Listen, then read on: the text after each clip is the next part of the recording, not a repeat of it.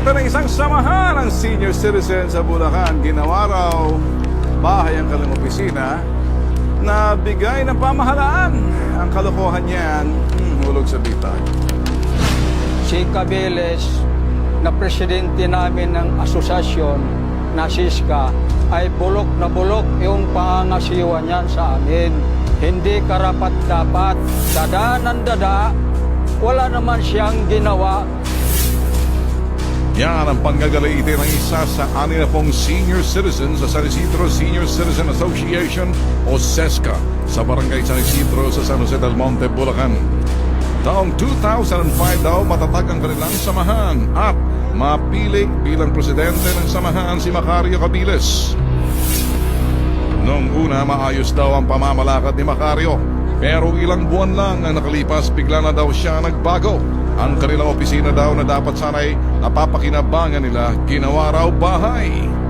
Diyan nga siya nakatira sa Senior Citizen Center na dati namin doon kami nagpupulong-pulong. Bagkos, ang ginawa ni Kapitan, kinanlong pa niya, pinatira pa siya dyan.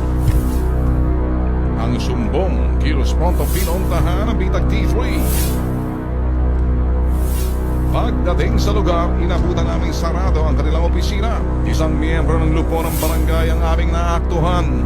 Saan po ang opisina ng senior citizen? Ito po. Pero po, Wala siya. Kasi dyan na nakatira yung presidente.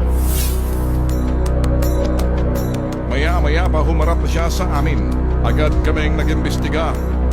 Isang asset ang aming pinapasok para alamin ang mga proyekto ng mga senior citizens sa kanilang lugar.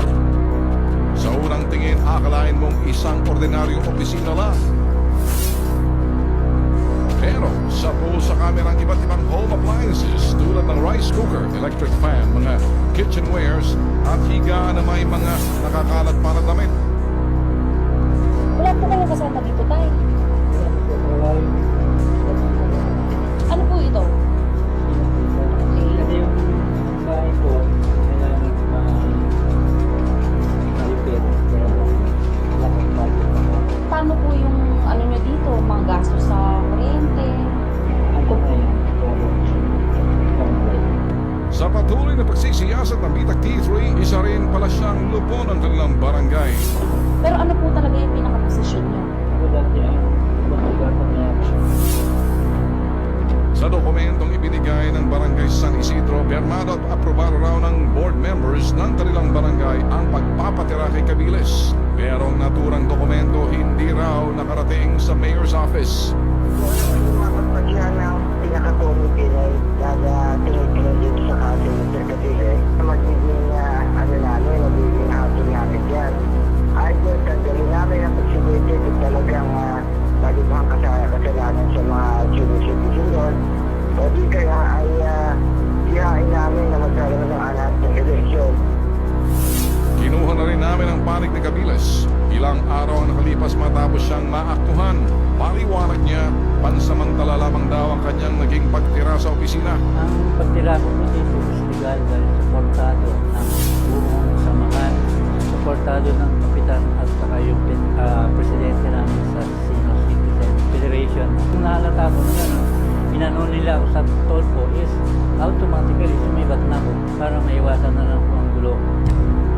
Base sa Republic Act 7432 Section 7, ang OSCA o Office of the Senior Citizens Affairs, katuwang ang sanggunian bayan ay dapat bigyan ng karapatan ang bawat senior citizen sa kanilang mga pangangailangan.